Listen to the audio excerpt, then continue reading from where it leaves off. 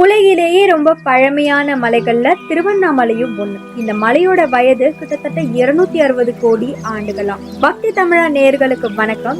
இந்த கோயிலை நினைச்சாலே முக்தி தான் அப்படின்னு இன்னைக்கும் எல்லாராலையும் நம்பப்படுற திருவண்ணாமலையோட தல வரலாறும், இந்த கோயில்ல வழிபாடு செஞ்சா என்னெல்லாம் நல்லது நமக்கு நடக்கும் அப்படிங்கறத பத்தியும் முழு தகவல்களையும் தெரிஞ்சுக்கலாம் வாங்க. கிருத யுகத்தில் நெருப்பு மலையாகவும், திரேதா யுகத்தில் மாணிக்க மலையாகவும், துவாபர யுகத்தில் பொன்மலையாகவும், இந்த கலியுக மருந்து மலையாகவும் இருந்துட்டு வர்றது இந்த திருவண்ணாமலை. இந்த மலை முன்னாடி காலத்துல எரிமலையாக இருந்து அப்புறம் குளிர்ந்தது அப்படின்னு சொல்றாங்க. அடிநுனி அறியப்படாத எம்பெருமான் சிவனோட வாழ்விடமா இருக்கிறது இந்த மலைதான். உலகத்துல இருக்கிற எல்லா சிவன் கோயில்களையும் கருவறையின் பின்புறம் லிங்கோத்பவர் இடம்பெற்றிருப்பார். அந்த லிங்கோத்பவர் தோன்றிய இடம் திருவண்ணாமலை தாங்க. பிறங்கி முனிவர் எழுந்த சக்தியை திரும்பவும் பெற்றது திருவண்ணாமலையில் தாங்க. காஞ்சியில பல்வேறு அறங்கள் செய்து தவமிருந்த அன்னை காமாட்சி திருவண்ணாமலையில் தான் ஈசனை தரிசித்து மீண்டும் அவரை அடைந்தாலாம். அதனால் இது ஆதி காஞ்சி அப்படின்னு போற்றப்படுகிறது.